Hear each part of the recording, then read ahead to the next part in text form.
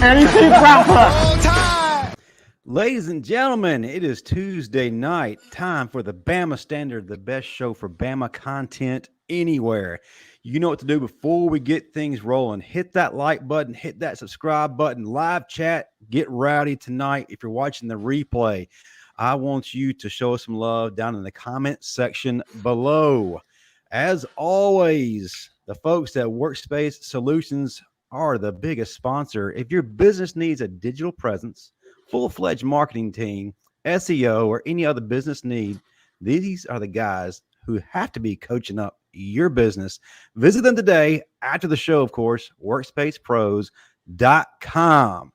We are back, folks. I'm your host, Justin Riley, and to lead things off, the man who laid the groundwork for this show, who brought the 10,000 plus subscribers in virtually short period of time, the undefeated, undisputed king of comedy and star of the show, ladies and gentlemen, Steve Brown. Hey, man, can you do me a favor and change my title to the bald-headed Caitlin Clark of the crew? I want to be the Caitlin Clark. I'm bringing all the viewers, if you don't mind. Or you can call me Caitlin Reese, Angel Reese, and Caitlin Clark. Just call me one of them. You know what I'm saying? But you know what, man? I'm happy to be here with y'all. We're going to have a great show on the Bama Standard. This is the Bama Standard, the original, and there will never be another. The Bama Standard. And I'm just happy to be here. Yes. What you see, D? What you see, D? I see some bald-headed. Since you want to be the Caitlin Clark, we'll let you have that one. Yeah. Hey, yeah. If he has a jumper to go with it, I'm all for it. But the man who's talking the most and pretty much does it every episode, 1999 all SEC linebacker. When Ric Flair said to be the man, woo, you got to beat the man. He is that man, Marvin Constant. Roll shot. Now, Mook, we got to go back into the 90s just to give you an accolade. You should go ahead and take that down, man. Right. Negative. It's take forever that. There.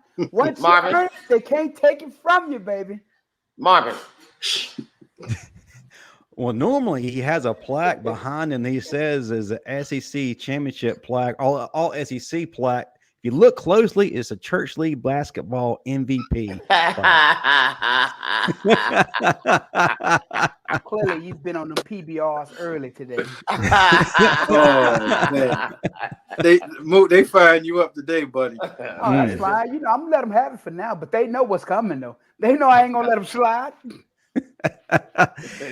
And a man who is an international sex symbol and a senior analyst of Touchdown Alabama magazine, and the guy who keeps Paul Feinbaum gainfully employed. Ladies and gentlemen, Stephen M. Smith. What's up, baby? Bama got the quarterback, King on Russell. Yep. Hey, man, Justin, it's funny. Elon Musk now is letting he's allowing porn on Twitter. And I think I saw Stephen. I think I saw you, Stephen. That wasn't me. Yeah. That wasn't me. Well, you saw him on the color of the Braille and the Beautiful. Hey, man, he was just. All I saw is a lot of sweat in this right here. It was him. It was you.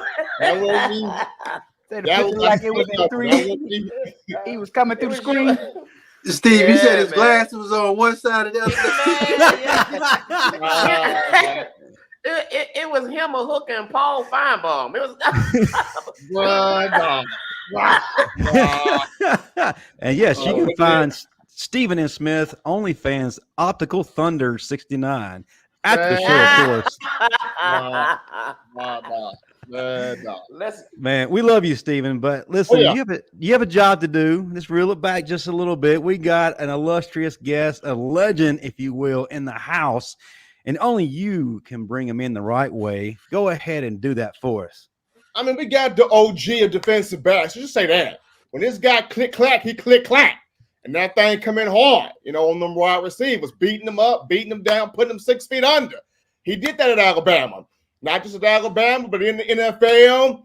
He's been working that way up. We're talking about personnel directed in the NFL, doing it in the XFL.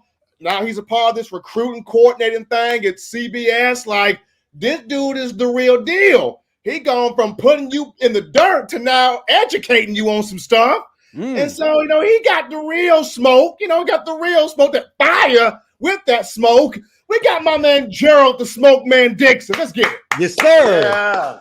Yeah. I'm just wondering who he stole all them football from behind him. Listen, you can't steal something that was already given to you. You already earned it. You can't even take it from me. That's what I'm talking about. Good football camp. Listen, Marvin, I appreciate you inviting my son and I down to that football camp, man. We really appreciated that. I hope he enjoyed himself. I enjoyed talking to him. So yeah, he caught one of 3 balls. The other one beat him up, but we're working on that. Hands like his dad. Chip off the old block. We're in this mood. I want to hear some stories. Let's lighten everything up before we just get straight to work. I need to hear some stories either about Marvin, about our guest.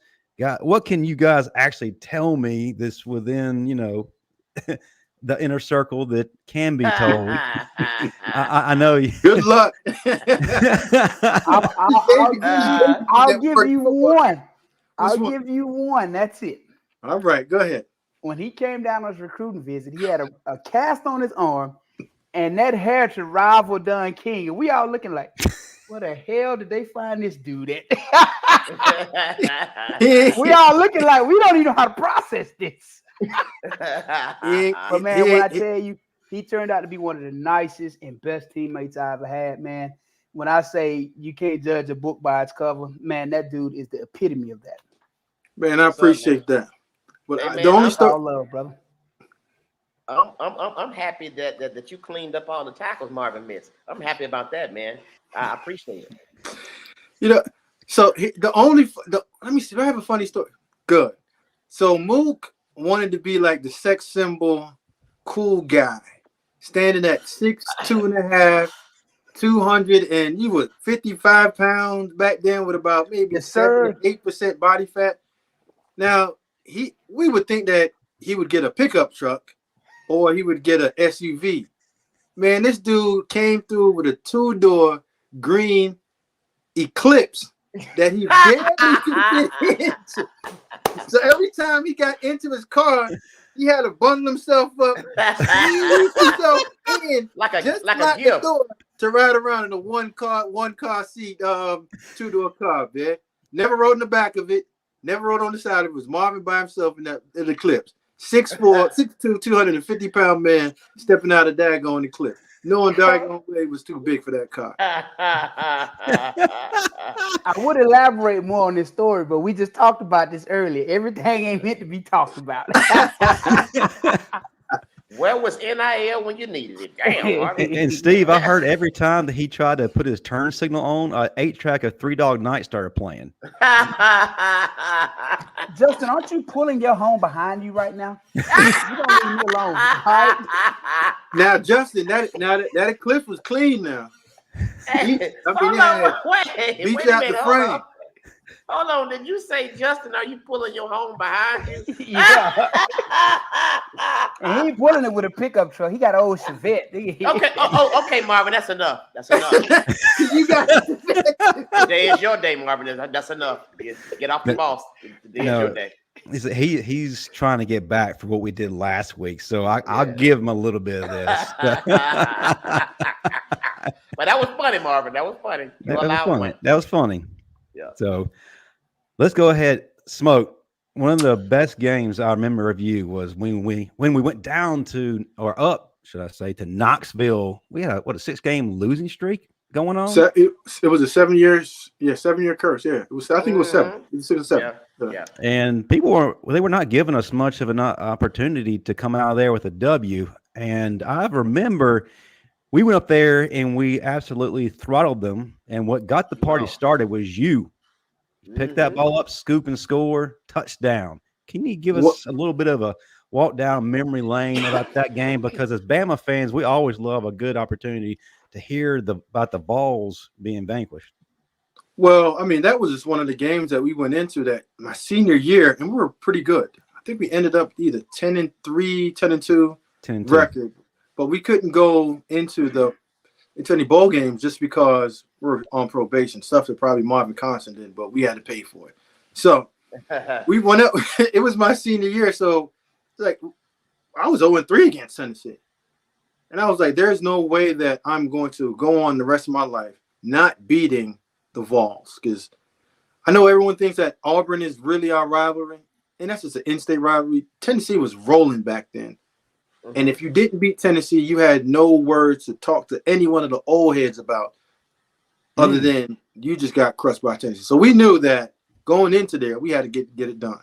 And that play, to me, that was one of the most luckiest plays ever, to where it was a borderline lateral. Tinsley was right there. So I just scooped it, ran with it. I didn't hear any whistles. I just kept on going. Now, here's a caveat to that story, Marvin. And I know you're ready for this one. All right. So as I'm running down the sideline, Marvin, you remember the track coach that was at Bama that went to Tennessee? You remember what she looked like? Yeah. Boom. So I'm running down the sideline, and I just happened to look, and I was like, "Oh my!" And I'm just running, and I just went ahead and get my head forward. But that was what's going through my head. I saw her on the sideline, and she was walking. And as I'm running, I'm looking at her, and if you can see my head kind of pan to the left. And I'm like, oh man, let me get back focused to get to this end zone. But so in the middle of running the play, I saw the track coach. How was she nice looking? Was she nice looking or something back then? Oh yeah, but you know me personally, I always just like look at the opposing team cheerleaders on them. How do I get close to them? So that was my story. I'm sticking to it. So the track coach was thick. Track coach was very good looking. Yes. Yeah. Fit, very fit. Yeah. They're being politically correct, Steve. I think your version was probably more along the same lines. Yeah. I saw after the game. I said hello to her. And said I saw you on the sideline while I was doing what I had to do, but you caught my attention for a split second. But I got back focused.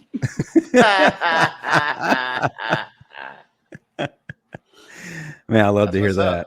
I love to hear that. So let's get right into it, folks. One of the biggest things coming out of Alabama right now, really ever since spring, was the freshman class, these young dudes, these young dogs who are showing up, the older classmen.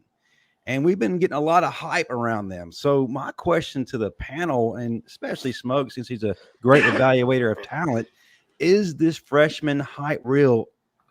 We can go ahead and throw in the sophomores because they're coming along as well. So my question, does this freshman class have the ability to provide a championship caliber impact right away? Before we kind of jump into that, I'm going to name a couple of names. Smoke, they're very familiar to you.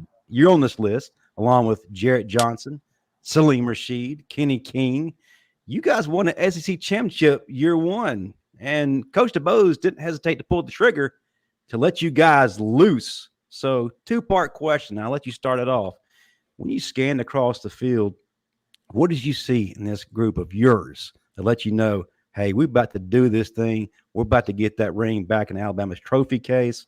Part two, if Kalen DeBoer pulls that trigger with these young dudes, what will it take for them to have the same impact? All right, Justin. So before you start, you said the class of 99, correct? You didn't say that class of 98. I didn't. 99. Specifically did not. Because there's somebody sitting around here with the class of 98 always preaching that their class was actually like the best. But well, y'all had to have a fearless leader on defense who rallied the troops and led the charge. Yeah, it was Gerald. Yeah, so anyhow, you said class of 99. You said the class of 99. Now, the thing that we always talk about during our class was we came in with just an edge of wanting to play. Because like Marvin's class did a pretty good job of getting that team to 8-5, and you guys played in the Music City Bowl, correct, Mo? And the foundation was already. We were there. Yeah, and you guys, they laid the foundation, obviously, for us to come in. And guys like Jared, Salim Rashid, the best player in my recruiting class, never touched the field one time at Alabama, and was Michael Gaines. Michael Gaines was the best player in our class. Kenny King, You said Jarrett Johnson, Herschel Bolden, Antonio Carter, Brandon Myree. Brandon didn't even finish. The late, great Santonio Beard, Salim Rashid. We had at least 5 to 7 guys starting in the SEC championship. Now, this class is coming in. I know Steven really loves it, but it's hard to say that a young class coming into Alabama right now has hype. Because what Nick and that staff have done before Kalen and all those guys showed up was, I mean, the recipe for success. So a lot of the hype is coming from because you have a new coach, it's a new splash, and yes, the Ryan Williams of the world, they can play. But it's hard for me to put Ryan Williams in the same conversation right now when you had Julio Jones, right? When you had Smitty, Waddle, Ruggs, and those guys that came in the class. So good class, good players, but let's tamper down some of the expectations for these young guys and just allow them to be young football players that get to learn and get developed the proper way. I always said those stars don't mean a crap to me. Show me when you get on this field. I've seen plenty of 4 and 5 stars who couldn't hold a cup of water if I asked them to. Yeah, I was probably the lowest ranked player, if there was a rank in my class. And between myself, Dante Ellington, and Salim Rashid, we were the first 3 to start as true freshmen. So it all comes into hard work. So Smoke, what you're saying is Rivals.com, Yahoo Sports, all the recruiting sites were lying in? Okay. No, I'm not saying that. I'm just saying that there's times that when a person gets to a place, that ultimate competitor and ability to compete overrides a lot of the height, weight, and speed measurables. Like you can't quantify somebody's desire or heart or their ability to uplift their game when they get around other good football players, if that makes any sense. So I'm not knocking anyone's ability to evaluate or put ratings behind it like Marvin just said. It's just temper your expectations until you see those young players step on the field with guys that's been throwing steel on their back for 3 to 4 years already to go in there and compete. It's a major difference in competing against other high schoolers than when you step out there in that college field and you got to go compete against a 20, 21, 22-year-old, maybe even 23 with the way, these COVID rules, that they hadn't expired yet on their eligibility. So you're playing against grown men. So Justin, I'll even give you a story. I remember the first time that I stepped into the Alabama weight room, and Mook, when you first walked in, those were the incline benches, like almost right in front of you in the old weight room. Yeah. And I saw Cornelius Griffin with 405 on the incline playing with it. Bing, bing, bing. I looked over. I think I was next to Salim, was already fully developed and ready to go. And I looked over and was like, dude, I don't have a chance here. But you were looking at a 21-year-old that's been doing this and was like ready for the NFL. And I was 17 years old walking into that. So it can get intimidating for you.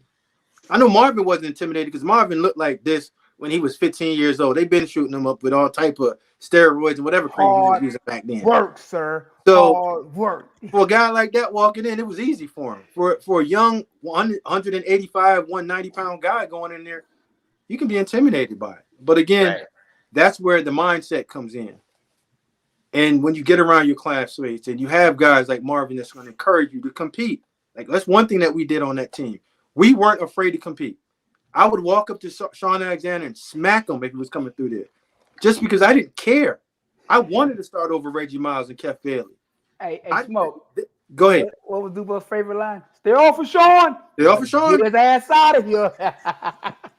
and that was our mindset. But now, I don't know what Marvin's told you guys on this show.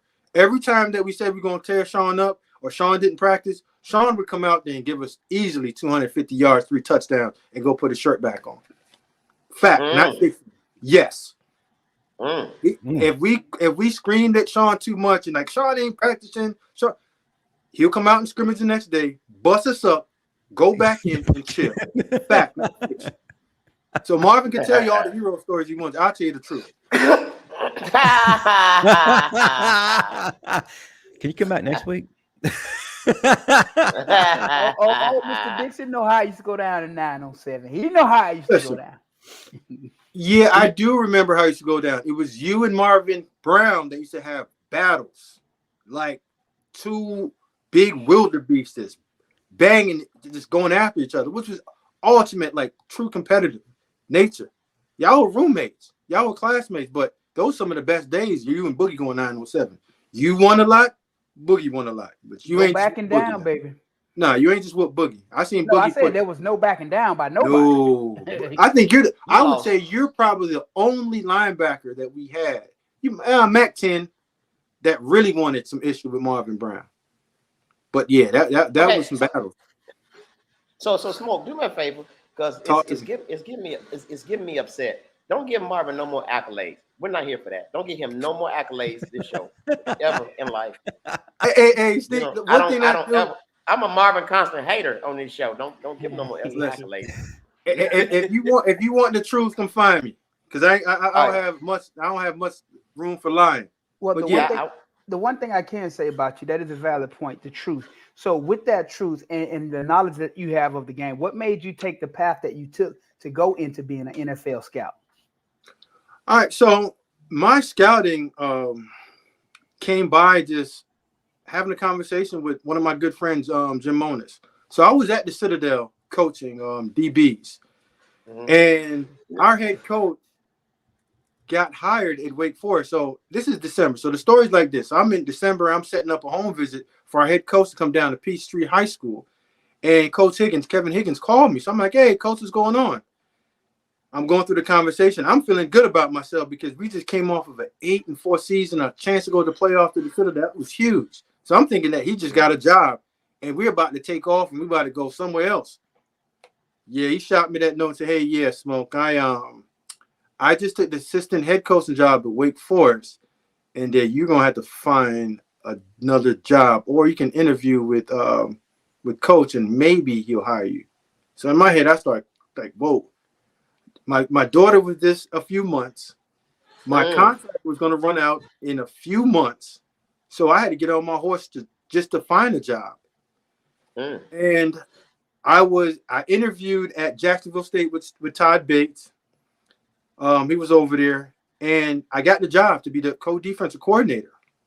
So riding back from Alabama to Charleston, South Carolina, my buddy called me, Jim Monis, and said, hey, listen, this is my second year here. I told you once I got on, I was going to find a way to get you in. So he called, and we were going through and said, hey, listen, I got a pro scouting job for you. Do you want to do it? And I was like, all right. So I said, let's get into it a little bit more. And I said, what's the salary? Well, the number he gave me tripled mine that they were offering at Jacksonville State. So I said, whoa, let me call the wife. Called Stacia. I said, Stacia, listen, I've never scouted before. So this is brand new to me. I've coached and I know how to coach, and I think I'm pretty good at it. I'm just getting a co-D coordinator job at Jacksonville State, which is pretty good because most of those guys that left the Jacksonville State got big-time jobs. But I also was looking at it as saying, okay, how good do I have to be at Jacksonville State to make sure that I never get fired as a head coach? Most head coaches, I mean, in the coaching profession, you get fired every 4 years. You're either real good and you move on, or you stink and you got to go find another job. So I sat on that for a little while, and I went to the convention. I was at the convention, and I saw an old coach. I'm not even going to say his name, with a plastic bag in his hand and with a manila folder in those plastic bags walking through the convention floor. I tapped Sam Shade because I was walking next to Sam Shade. I said, Shade, yo, that can't be me. Got on that phone, called Jim. I said, hey, listen, Jim, I'm going to go ahead and take that job because there's a lot more stability in scouting than it is in coaching football. So I went that route and got out of coaching. Wow. So while we're speaking on scouting, and I'm sure a lot of people want to know this question I'm about to ask you.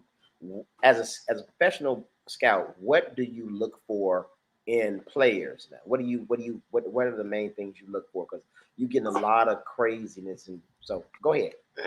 So Steve, I break it down into positions. So give me a position that you want me to evaluate. Okay, And I'll just give you some easy characteristics that I'm looking for athletically, and then I'm gonna give you some character-wise that we can get into. Defensive back. Okay. Defensive DB. back. All right, defensive back. Uh-huh. All right, so I have some non-negotiables. 5'11" is my cutoff. Mm-hmm. In high school, coming out of high school, I want you to at least run a 4.5, or if you run track, run a 10, run a sub 10 and 11, right? So you got to be in the 10, 8, 10, 9, 10, 7 because you got to be able to run.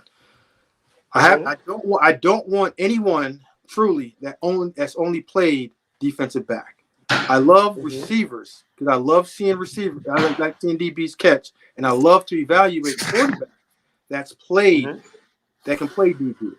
So on the athletic side, you have to have the speeds, and you got to run 10 something, 5'11", and I have to see how great your feet are, and I have to see how good your ball skills are.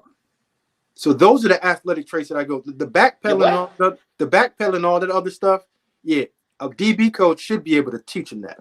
I can care less if you ever played defense in high school.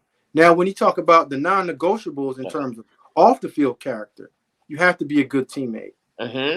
You have to be tough. Okay. And tough is not, he's ready to fight. No, tough is that mentally and physically.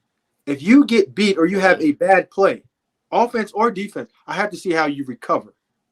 You have to give a crap, but not give a crap. So that's just a part of your mental development. If I go if I go into your school and I'm talking to your janitor, if I'm talking to your school teacher, if I'm talking to your principal, they have to come back and tell me that kid right there, his character, he's a good kid. He'll help the person next to him. He speaks with respect. He shows the school on time. And he doesn't miss school, because a lot of that now goes off into your overall evaluation with me. I want to make sure when I put you on campus that you're going to be a good citizen, be a good player, be able to be coached, because if you get coached hard, you have the ability to forget what the coach just basically screamed at you about, and you took the instructions in your head to get better. Okay, Smoke. One last thing, and this one is very important, especially for the young people who are watching or who want to watch the show. That's social media. Do you check their social media? Absolutely. When I was a general manager at the University of Maryland, I had some young guys that I called my nerds. Those are my guys that anything computer-wise, social media-wise, they would scrape them. And I would go through and I would scrape everything that you put on social media. Because a lot of these young people don't understand is I'm from the NFL. My model is to get to know the person in order to train the person. And I have to be able to go into the coach's office, give them a full evaluation. That's athletic. Athletic part's easy. Cut the tape on, you see what he is. But the off the field, I got to know who you are as a person. That's what's up. For social media, you can control that. What you put out there is what the world is going to see. So if you want the world to see that I'm a hardworking grinder, that there's nothing except football, academics, football, basketball, academic, whatever it is, that's what you want to put on there. The nonsense that you're putting on there because you think it's funny could be a detriment. It could hurt you in the overall evaluation of getting a $250,000 scholarship and to help you. I like that, man. So, Smoke, I remember you mentioned earlier that you wouldn't have a lot of hype on this freshman class that just came into Alabama, and I agree with you. But from what you've seen from a few of these guys in this 2024 class, do you maybe see one or two that you like, okay, if they get a shot, they're going to take it and run with it? Well, I'm not saying that I don't like this class. I do. All I'm saying is that the expectations of a class like this, you need to temper it. Just because this is Nick's first year out. So as Alabama fans, and Marvin knows, everything is an unrealistic expectation of these guys are going to be this. Like Ryan Williams is going to be a really good football player. I believe that. But to say he's going to be Devontae Smitty, that's unreal. Smitty is a Heisman Trophy winner in a first-round draft pick. Can he play? Absolutely. But the expectation that's put on a lot of these young kids is unreal. And then they're going to the mindset of, If I don't do it, or if I'm not playing at a high level, if I'm not playing, I'm leaving. I just had a conversation with Antonio Langham on Saturday, Marvin, at the camp. And he was asking me about NIL, because I have a consultancy business. We can get into that later on. And he asked me, he said, man, these kids. And I said, hey, listen, not one of these kids ever asked for NIL. The coaches asked for that. The coaches asked for the transfer portal. The coaches are putting a lot of expectation, and adults are putting a lot of expectation on these young players. And I'm not saying that you shouldn't, but we also have to understand that these are 17-year-olds, 18-year-olds that still need that developmental growth, mentally and physically. The better teams have recruited in high school, developed their players, and allowed them to grow all the way through. The last 4 teams that was in the playoffs last year, they had the lowest percentage of transfer portal players on their roster. So I get that that we have to talk about the hype, and it's a very good class. But let's tamper the expectation year one, because if you don't have 10 that's playing, oh, this class is terrible. But let's wait until 2 or 3 years when these guys have had a chance to get acclimated to college. So Smoke, when you look at just how much the transfer portal has even affected high school recruiting, because you're not seeing a lot of these high school kids get those committable offers they used to. Nowadays, you're seeing a transfer portal guy get that offer, but that transfer portal guy may not even fit your program, may not fit your standard, the coach that you're working with. So how has that transfer portal affected these high school kids that may fit your culture, but they don't even get the offer? Well, let's peel the onion back a little bit, and let's talk about why a lot of people like the transfer portal in terms of coaches. The easiest thing to do is to coach a player that already understands what to do. And there's not a lot of coaches that can actually develop and teach the game. I'm not saying coaches can't coach. They can. But the easiest thing to do is go get a guy that's played 3 years already to come over and play for one more. The hardest thing to do is take a 17-year-old, train them, sit them down, teach them the game, understand that you're going to get some headaches. You're going to have to go get some early morning wake up. You're going to have to go run them. You're going to have to ask them to go to study hall. But that's what you signed up as when you said, I am a coach. Most coaches used to be old high school gym teachers. Like you had to have the curriculum and teach. We don't want to teach anymore. So the easiest thing to do, again, is to always piggyback and say, well, these kids are jumping in and out of the portal. Who's asking them to jump in the portal? The adults. Who's telling them that they have a committable offer? The adults. So the fact that we aren't going back to the model of high school recruiting and building our team, it's the adults that's putting the expectations on these young people, the ADs that's not taking the time to understand that coaching takes a while. Like Nick Saban wasn't a 10-1 head coach his first year. Louisiana Milroe came down and busted him up.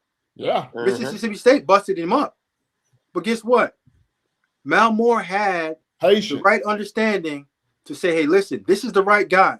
It's going to take maybe a year or two, but daggone it, 17-year run have excellence. So the microwave society that we're living in right now is not allowing true ball coaches to coach ball, because they know that if I'm not winning year 1 or 2 at a high level, man, there's a moving truck that's going to show up in front of my house and I'm getting out of here. So it's a combination of both. You can't say it's the players and it's the coaches. We got to get to an understanding of what true program building is. If you look over there at Clemson, I know he's not diving into the portal, but Coach Sweeney has built a modeled program that he's not necessarily that I want to use NIL. And I think at some point you can use NIL to kind of bridge the gap. If you have a young player, right, that needs to get on the field, you bring in a guy in there to subsidize your roster. It's a supplement. The transfer portal should be a supplemental use. You have your 85. If you need 5 more veteran players to come in, get them. If you have a young offensive line and you need some veterans to come in, get them in, let them play in the first few games. Then when you put them young guys in, that's their developmental growth and their time to get on the football field. But you can use the transfer portal in the right way. You don't have to necessarily build your team off of that. Now, if you're at Middle Tennessee State and you don't have a lot of players, or you're at Colorado when Coach Prime got there, you're going to have to dive hard in the portal just to make sure you keep them people off your back. Because understand, they coming. And they coming to fire you because you aren't winning. You know who's going to have a moving truck backed up to his house about halfway through this season? Ryan Day. Nope, Billy Napier, baby. I don't know who Florida pissed off with that schedule. My God. Sunbelt Billy is going to have some problems. It's a tough schedule. Have you seen that schedule that they have? It's a tough one. But let me ask you this, kind of staying in the same lane. You as an NFL scout or even XFL, if you see these kids jumping in the portal, going from school to school to school, some others to school, what does that say to you as a scout? And then what does it say to the coaches at the next level if they're seeing all this moving around and then also chasing NIL dollars? Well, it's a case by case situation for each player. So let's use Marvin Constance. And Marvin Constance is going into his sophomore year, and he and the linebacker coach just can't get along. It's a toxic relationship. They just hate each other because the guy that recruited him is not there anymore. Yeah, well, Marvin should have the ability to get up and leave because this is not working for him. So I can't knock Marvin for leaving because of his situation. Right. Now, let's say Stephen Brown is coming from a situation where his parents are only making $30,000. And you see it this fall. I know you're going to make that face. And you see 25. And UCLA just called you up because we can talk pay for play now and say, hey, listen, I know that you at that USC. But we can offer you $250,000 per year, and we can bump that up depending on whatever hits in your escalator clauses to do that. I can't question Stephen Brown for trying to put his family in a better situation. Now, if we have Stephen Smith that says, hey, you know what? I'm just leaving because I don't want to compete. Now that's a different conversation. Why? That's not going to I was just going in a circle, my man, and going back. His exact words were, I don't see a future here. You see what I'm saying?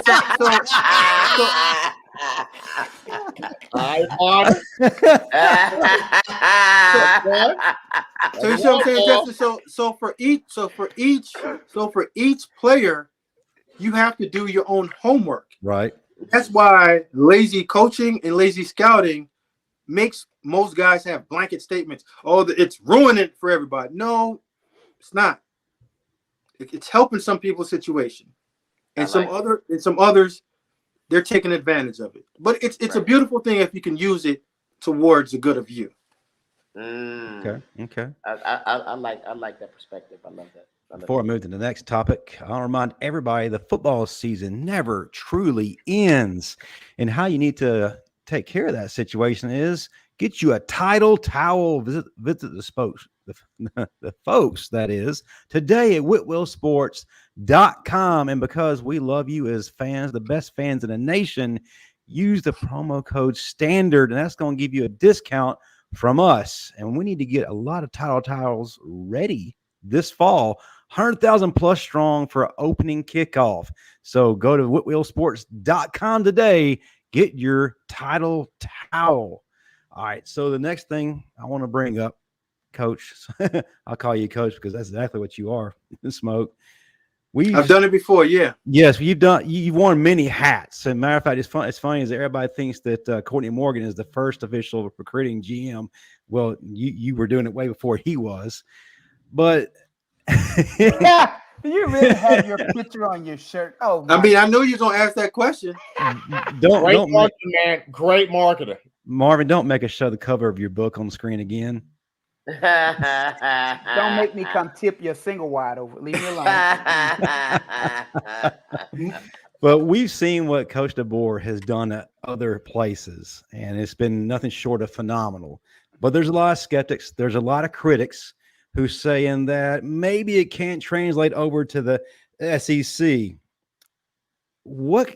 How do you see what he's been doing at other destinations, working at Alabama to kind of calm the critics just a little bit?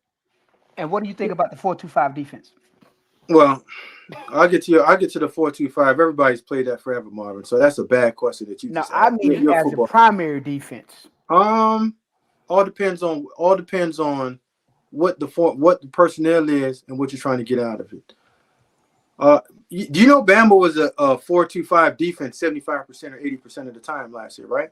Because it's nickel. I knew it. I know that. I knew Right? it. So- I knew it. I knew it. Like the old school defense that you're talking about and looking at, the game's evolved. So as the times evolve, so have the coaches. It's just not Nick. It wasn't Nick's base defense, and he found ways to play 4 eyes, Marvin, to tighten up those those B gaps, and he was firm in there. But 4-2-5 is, I mean, that's a standard in all league. Going there. But to answer your question, Justin, because Marvin tried to knock me off of my focus. He tried to do that all the time. He hasn't figured out that it don't even work with me. I'm too focused. So if you're looking at the formula of what you just said, like Kalen's had success everywhere he's been. And I would say that he's still going to have success. Now we have to ask ourselves, what is that level of success with the understanding of following Coach Saban? Anyone that's going to fall behind Coach Saban is going to fall short of whatever that expectation is. So is he going to be a playoff team? Yes. Is he going to have a chance to win a national championship? Absolutely, because it's Alabama.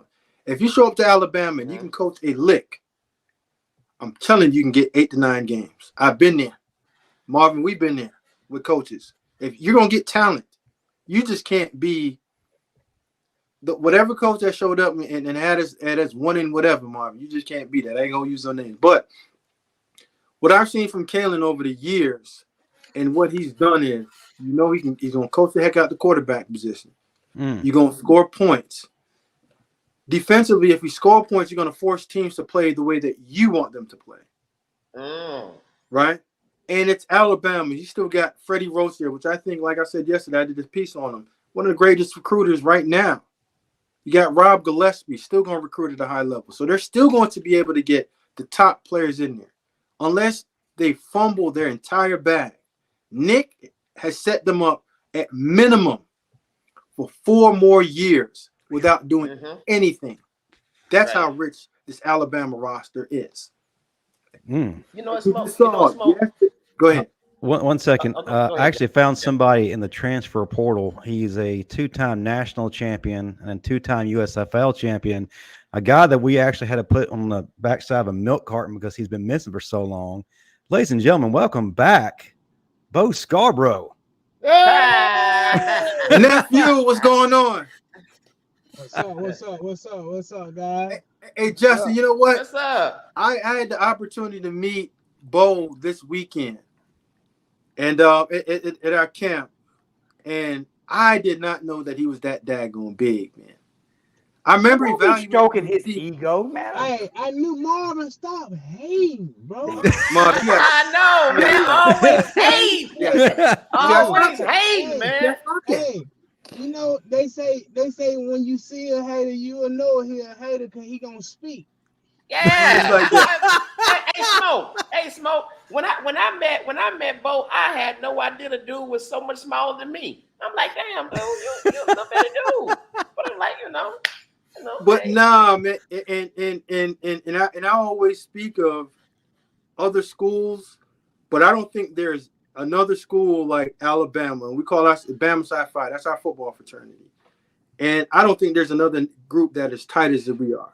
Most of those I'd never met Bo before, but you couldn't tell like the love that we showed each other, and the way that my son was down there, and how he's treating my son. That's nephew, and he's walking around saying, "Oh, I got a new uncle named Bo," and I'm like, "Oh yeah, Bo, that's him." But Bo, man, pleasure meeting you, my good brother. And we got, like I said, let's stay connected and let's continue this thing, man. Be Sci-Fi for life, baby. Oh, yeah, hey, Smoke, let me say this. A lot of people have been saying this. I've been hearing this all day. Man, Bama's in trouble. We don't know if Bama's ready for the SEC. But I've always said this, and you kind of allude on it, but is the SEC ready for what Kalen DeBoer is bringing to these guys with all of this talent?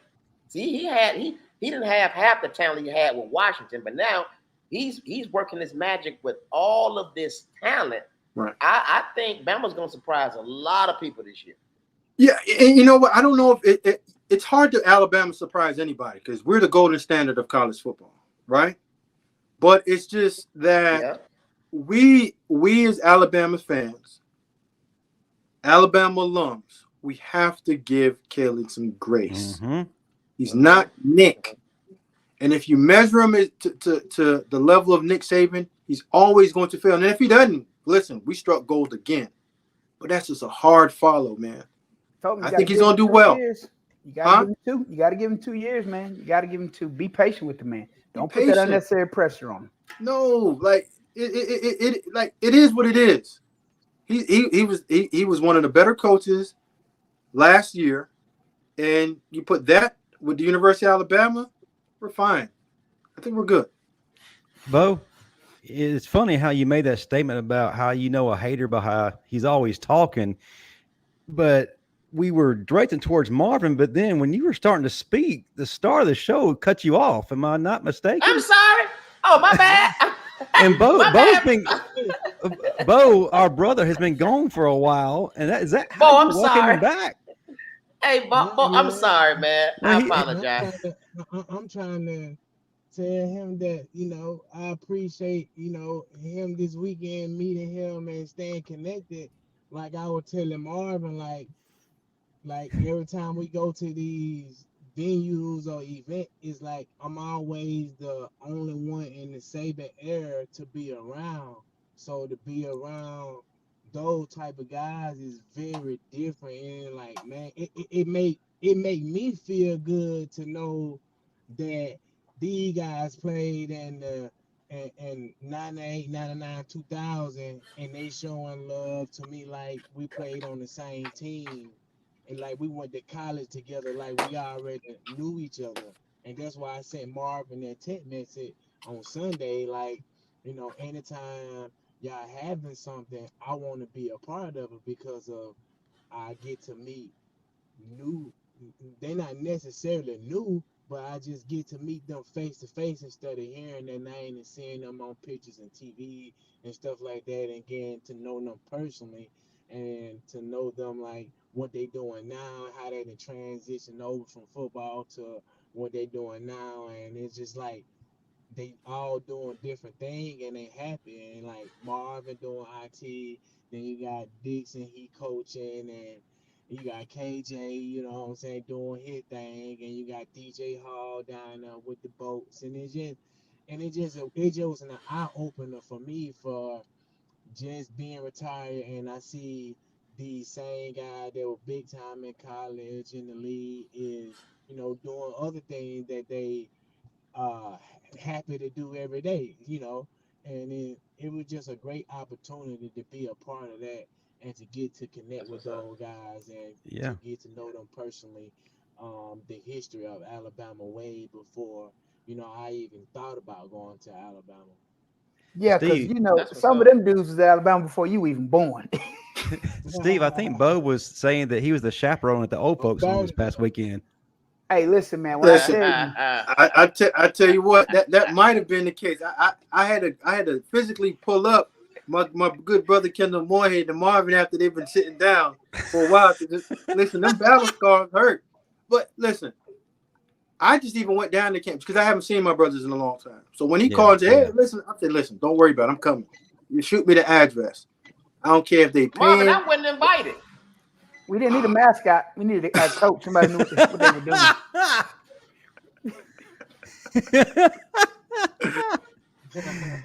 The best part about it to me was that we sat around and got to hear stories from each of these guys from their time at Alabama, and how our body feeling now that we all done and everybody in the same type of shape, hurting somewhere, and it was just a great time to experience hanging around those guys and being able to take notes from them on how to transition over. And I think this weekend was a great example. I mean, I left that camp.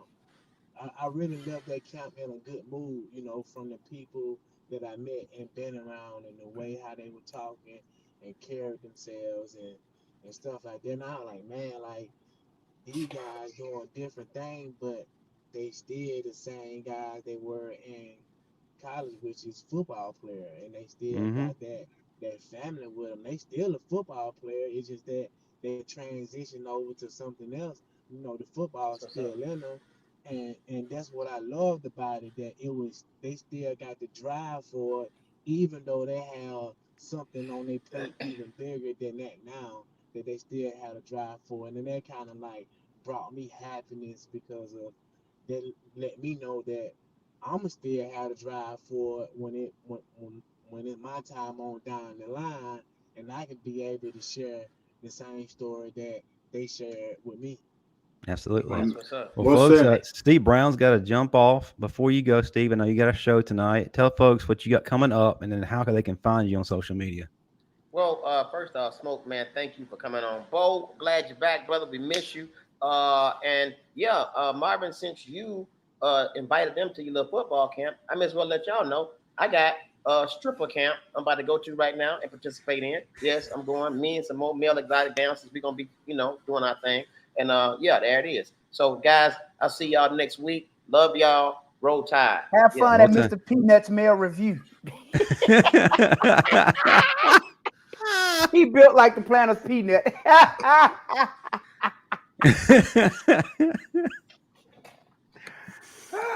Oh, wow.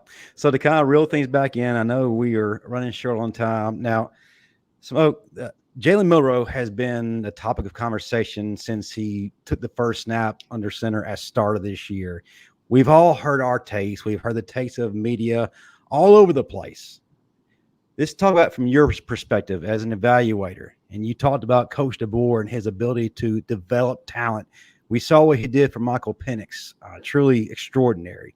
So I can't help but think the ceiling for Milroe is quite high once he fully develops under DeBoer. So from your perspective, what is Jalen Milroe's ceiling, and what is something that you're seeing that maybe the casual fan like us doesn't see?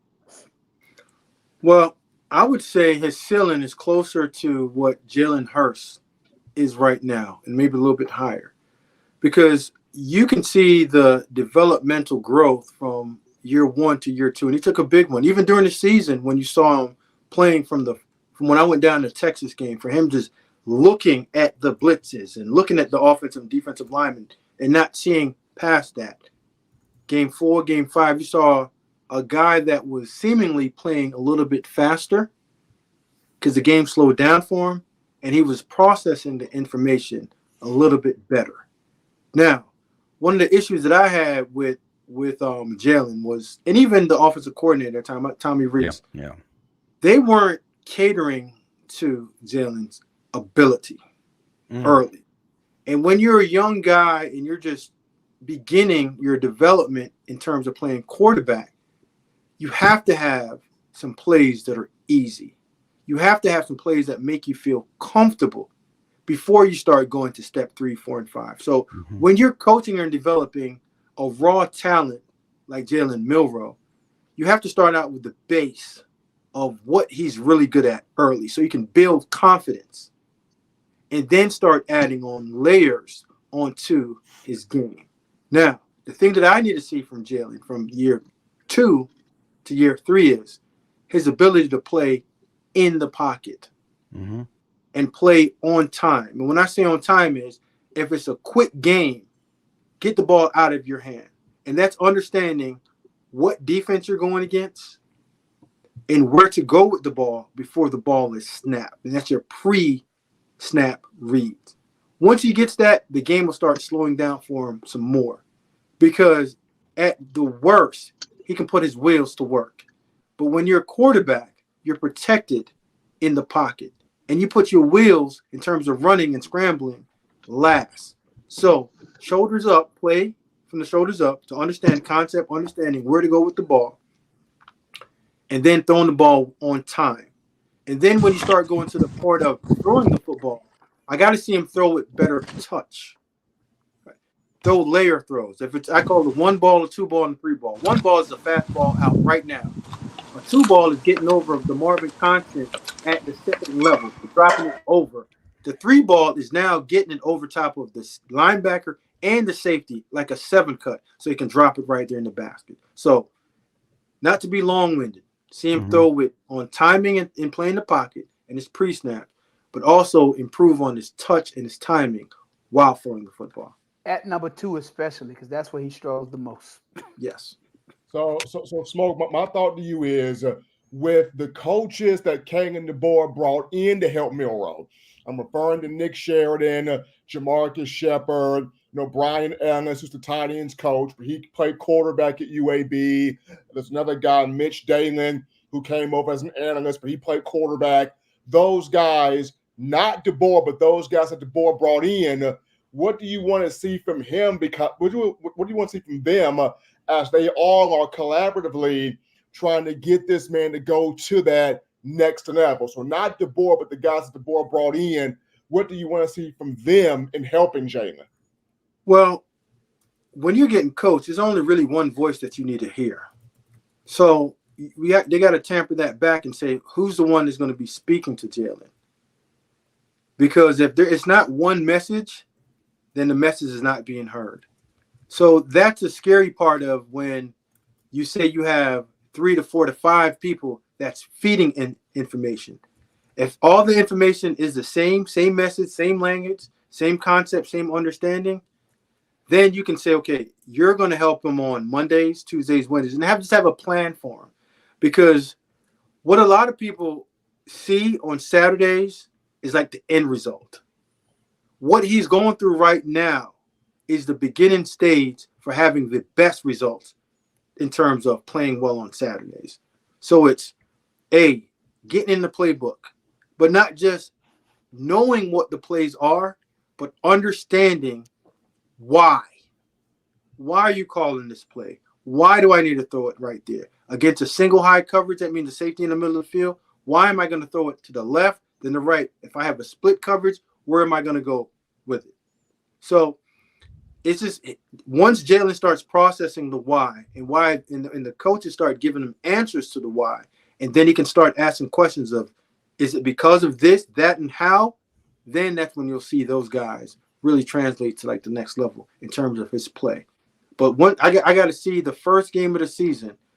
I saw a little bit in the spring game in terms of his development, but there's a level that he needs to get to.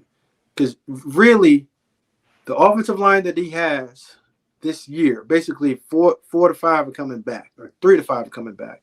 Like, he shouldn't get touched. Quarterback get touched and get hit because they don't know where to go with the ball. Once he figures that out, he'll be fine. What's going to be the strength that he's going to rely on most in terms of this offense?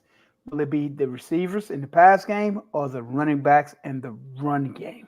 Ooh. You know what, Marvin? I'm gonna say the answer to that is going to be his running backs, because his running backs aren't necessarily just runners. They're guys that are mismatches that he can find ways to get them the ball versus linebackers. And just his coaches understanding how to make a quarterback play comfortable. Like, you saw Michael Penix's growth, but a lot of those plays that Michael Penix was throwing and operating, those were friendly throws that Michael Penix was having. Those receivers are having friendly routes. Those running backs with Kalen's system were having opportunities to go against linebackers that couldn't cover them, and you put them in space and have them in confined situations. Well, you want to piggyback off of that? He's talking your language. He's saying running backs. You're on mute, sir. Still on mute. You're muted, Bo. Man, I felt like he had something powerful to say, too. Okay. He got it. I'm telling you, I believe in you, Bo. Come on with it. We can do this, man. They finally put up a cell tower in Greene County and it don't work. My God. He in Dallas, man. I know he's Frisco. He's Frisco. They cell tower on the back of a cow. That thing is moving. Come on, Bo. Get closer to the cow so you can get a signal. As Bo is getting his thoughts and everything together.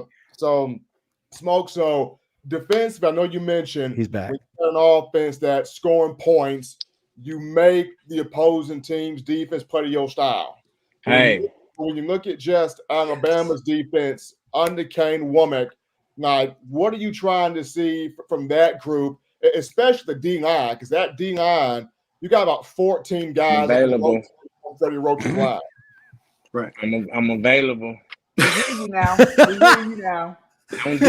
Don't do my hometown. We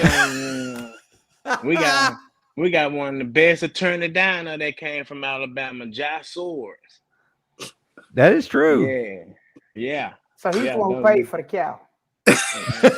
No, we got plenty of those. He's not? We got plenty of those.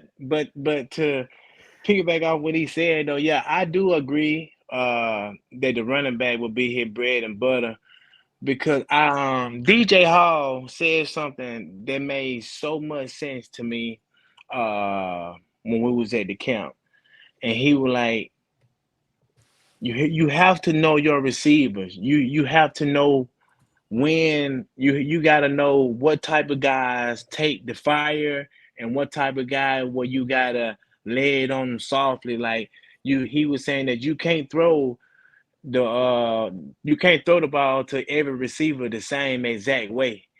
He said you gotta get chemistry with that receiver. So you gotta know who you throwing to and how to throw it when you throw it to them. So I don't think that Jalen Milroe is at that point yet. I don't know yet. I don't know what he's been doing in the offseason, but they just made a big point there, and that made a lot of sense of why his throw was the way they were this past year. But relying on the running back this year is the bread and butter, because we got 3 to 4 guys coming back on that offensive line, and we got some headhunters in the backfield, some guys who is very hungry,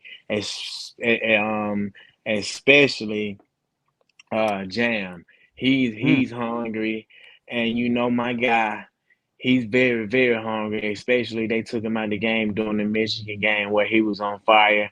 Usually the guy who have the hot hand, that's who get the ball. I didn't know that the guy who had the hot hand, they go away from him. But yeah, I think that this guy is gonna. I think that their running back room is gonna be is gonna be very powerful, and I think they're gonna have an impact up on this team where they're gonna have to respect our run game to open up the pass, and Jalen Milroe just have to be consistent on completing the passes. That's the only way how we can be a balanced offense. We have a backfield full of dogs, and we have some receivers that can go up and get the ball. But if we getting 6-7 yards a pop and they move one guy down in the box and they playing one high safety, we can go over the top. Absolutely.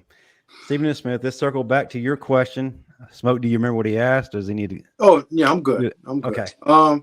Well, Stephen, my biggest question mark is who's going to apply pressure in terms of edge rushers? You just lost 2 to the NFL, Chris Braswell and Dallas Turner. Now you got a bunch of names and a bunch of bodies there in terms of outside linebackers. But my biggest question is who's applying pressure that can get that ball out the quarterback's hands and alleviate some of the stress on that young secondary? Because we haven't done the best of jobs at that lately. Well, the hope, I'm not going to say this is going to happen. I'm not going to say this is concrete, but the hope that they have out there is number 31, Keeley, and number 49, number 49, Russo. Yeah. Good players. 2 young good players. But again, they're unproven just because they didn't have a lot of reps. Right. But you see the athletic traits they do have. They're raw and very athletic, twitched up guys that can pass rush. But like you said, the question is, what position outside edge pressure is the one that I would say that I don't know. Waking up any of the offensive coordinators in the SEC are going to be up all night worrying about how do they block these guys like they were last year with Braswell and Dallas. Right. Do you think Do you think these guys will be able to hold that edge? Yeah, I do. And again, the issue is always when you lose two good ones, who's going to replace them? And if we know anything, this is Alabama. This is built by Bama. It's a factory. Just like when you left Bo's running back, yeah, they wheeled a few in there. B-Rob and those guys came in and did what they had to do. It's just the unknown factor are these young guys. But all these young guys that got recruited in the same way that you did, Bo, with Nick Saban. You guys went through the laundry list of things that you needed to be good at athletically and character-wise, and you fit in that box. So by no means am I saying they're not talented. They're talented enough. They just need time on task to get it done. Exactly. Before we go on to Stephen Smith's segment, which is something we've been waiting on all night, Smoke, I wanted to ask you about this. A lot of people, maybe even me just a little bit, feel like Coach Saban's previous staff towards the end was kind of lacking. We'll just use that word, especially we already talked about it in terms of development. Do you feel like the previous staff? I don't know. I can't tell you that they're upgrade because the last staff that Nick had, they finished in the top 4 and was one play away from being in a national championship game. So the only upgrade is winning the national championship. So my answer to that is to be continued in terms of evaluation because we've never seen this group collectively work. But I did see the group that just left Alabama. They lost on one play at the 1-yard line to go into the national championship game.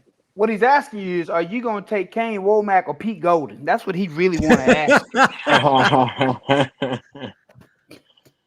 Toss them up in the box. Give them the same players. I think they'll have the same results. I pray not. I say this mainly because terrible. Smoke, traditionally Alabama is an offensive line school. We're OLU.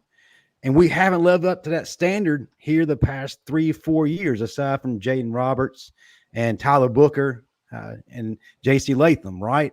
So when we're giving up a school record 49 sacks and then 43 the previous year, that's why I make the statement that I did and ask you if maybe this here is an upgrade. Well, one area that I have seen Alabama slip in is the evaluation of the offensive line position, which they were very good at in previous years. Because the best player on the offensive line, I want to say 3 years ago, was Tyler Steen, a young kid that I coached at Vanderbilt. So when you look at those numbers again, Justin, you also have to remember that Alabama wasn't passing the ball as much to get sacks. And then you have a quarterback like Bryce that would hold on to the ball a little bit too long. And last year you have Jalen Milroe that held the ball too long, in my opinion. Mm-hmm. Now Bryce was running around for his life because those guys there was no continuity in terms of the offensive line, but also with sacks, the quarterback plays a heavy part in that. If you don't want to get hit, get the ball out of your hand. If you want to get hit, keep the ball in your hand. If you don't know where to go with the ball, you're going to get hit. So it's not always the offensive line. It's a combination of two. And in the running back situation of running the ball, you have to run the ball to be effective. So it's just a combination of being on rhythm with each other and understanding what to do. Tommy Reese and Jalen weren't locked in. Billy O and Bryce, there's some hit and misses there at times. He ain't Billy O, Smoke. He Booth O'Brien. Booth. Well, since you are speaking, Stephen Smith, it is time, probably past time, for your segment. Let's hear about what's going on with the depth chart.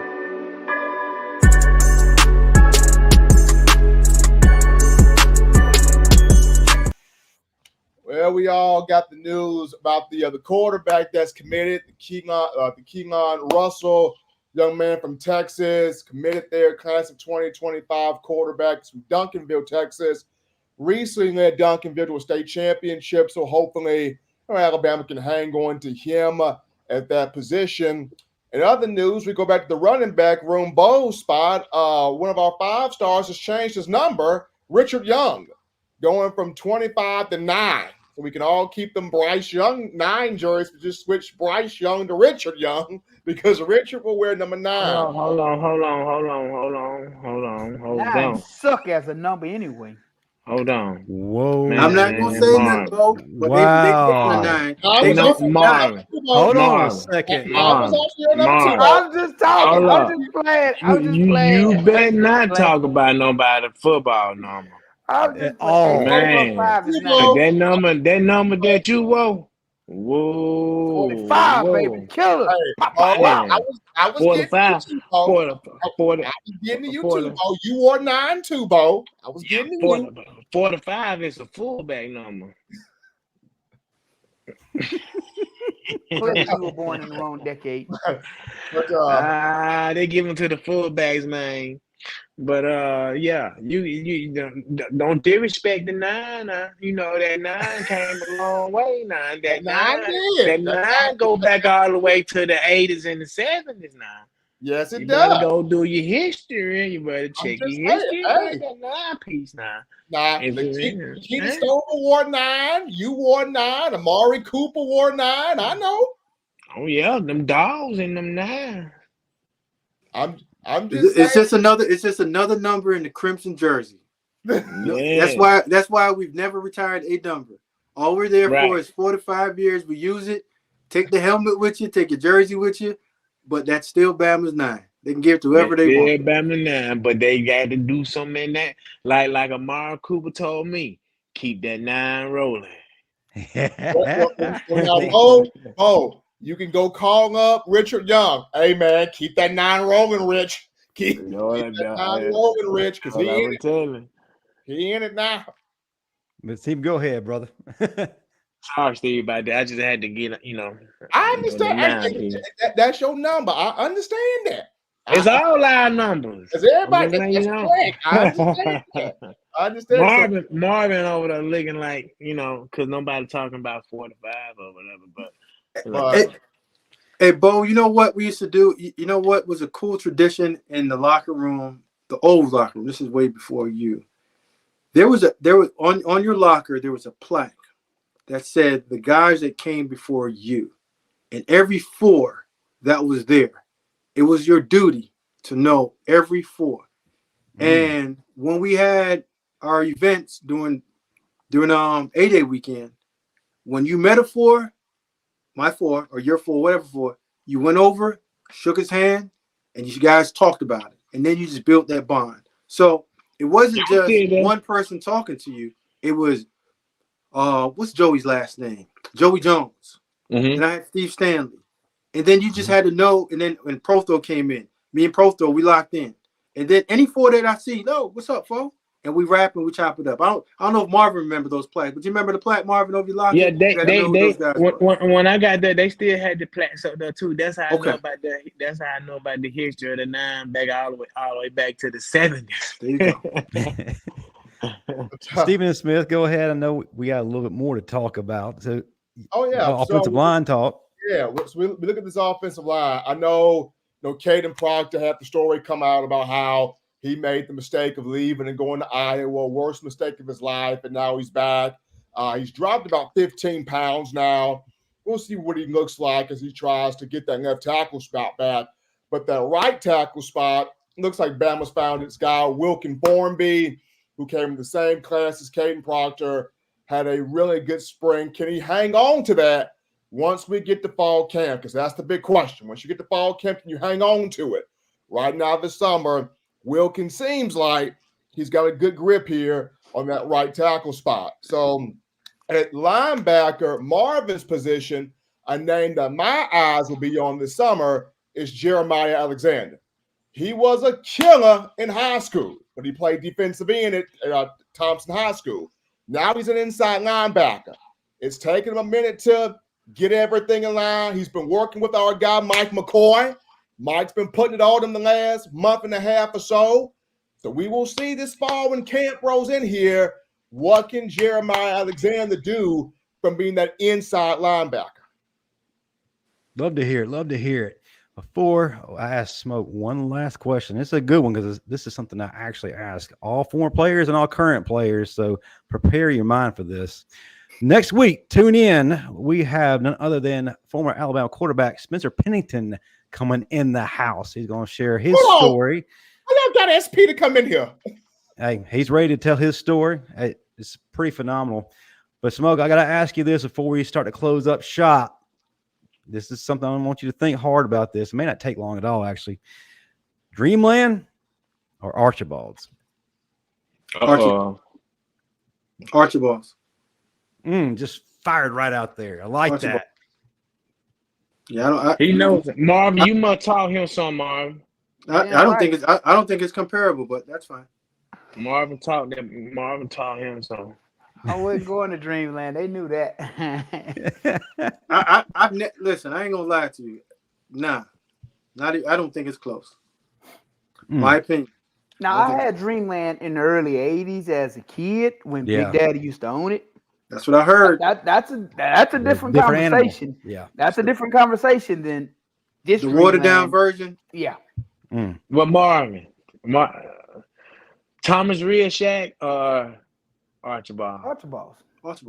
Archibald's tough, bro. Yeah, it is both tough. You had Thomas Rhea Shack ribs? I have. Archibald's tough. Okay. I love it. Folks, I'll remind you, it doesn't stop here as far as the fun. Tonight, 8 p.m. Central, 9 p.m. Eastern, the final whistle with Matt Caddell, Chris James, Dan James, Daniel Petty. We got a lot of things to talk about. Tune in for that. And then tomorrow night, 6 p.m. Central, 7 p.m. Eastern, Crimson Dynasty with Shishi Payne, Hannah Stevens, and Dan James. And the weekend ends with Saturday night's Talking Bama with JB and JT. JB is in the chat right now. I think JT is still in there as well. And hey, I'll remind everybody, y'all give a shout out to JT for the amazing new intro we got. He's the one who made that happen. Before we go, let's go around the room real quick. Everybody pop what they got. Our guest will go last. We'll start with Marvin Constant. Tell people what you got going on, 40 plus, social media, all that good stuff. Then we'll move to Bo, Stephen M, and Smoke. You can find me on Instagram, Constant45, Twitter, Constant451. There's direct links to Amazon on both of them. You want to grab a copy of my fitness book, Physical and Mental Fitness at 40 plus. You know, the best $15 you ever spend. 3 different 6-week workout programs.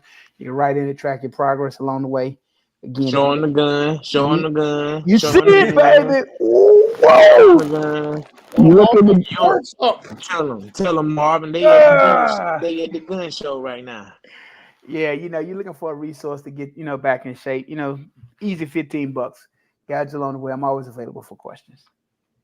Sweet. Bo, remind them what you got. You know, I've been enjoying my retirement. I'm about to order Marvin books since I retired, so I'm finna put myself 10 years forward to get to 40 and look like Marvin when we go to the conventions and camps and stuff like that. So I gotta shut him down when he try to come out there with his medium shirt on. So you know.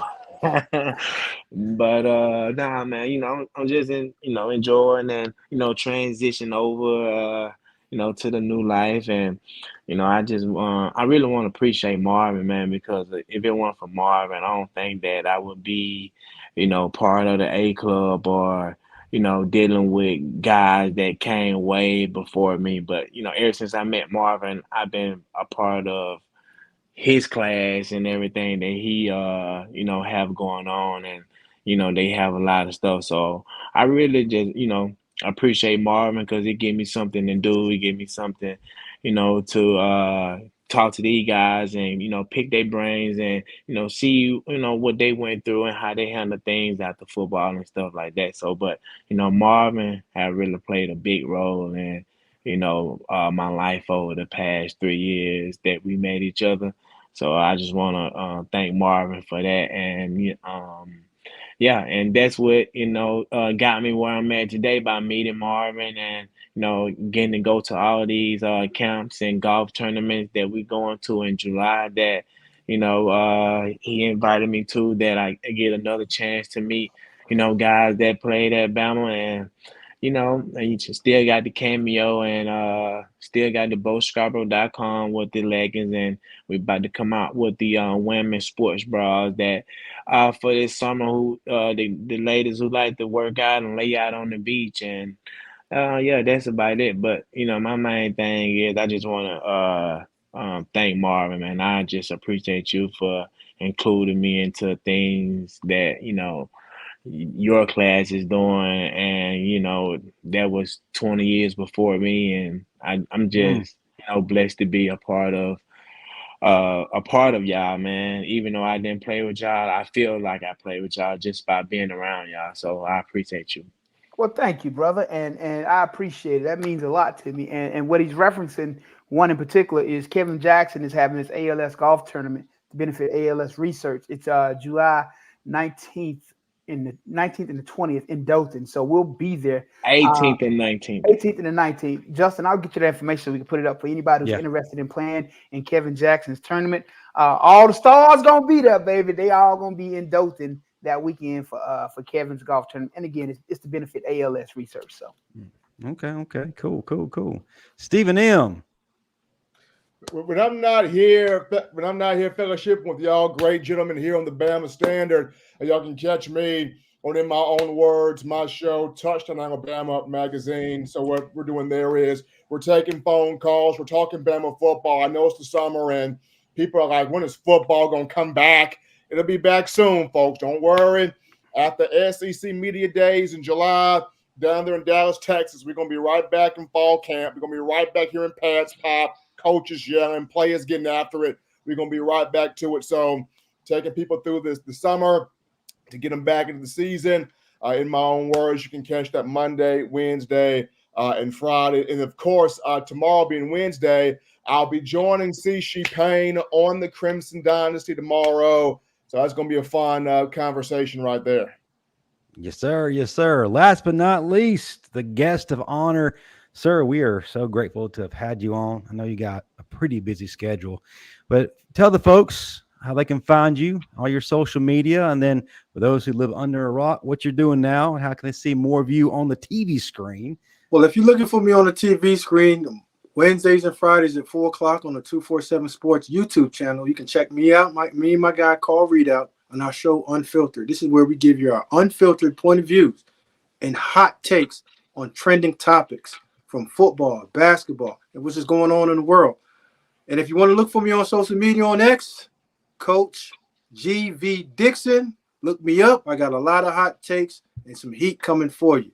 But listen, I appreciate y'all having me on the show. Like I told Bo, man, the one thing that we do when we sci-fi, we check in on each other. If there's not one thing that I do, I check in on my brothers to make sure that they're mentally and physically sharp. And if they're down, we pick them right back up because Bama Sci-Fi, that's all we got. Yes, sir. We got. Yes, sir. Couldn't ask for a better way to end the show. Thank you, everybody. Everybody in the y'all are super. Y'all in the chat, y'all did your thing tonight. Appreciate you showing up and showing out. Again, if you're watching the replay, get in the comment section below. Let us know what you think. Leave us a like. If you hadn't subscribed, go ahead and do that. But we will see everyone next week. Until then, roll tide. Roll tide. Rolling.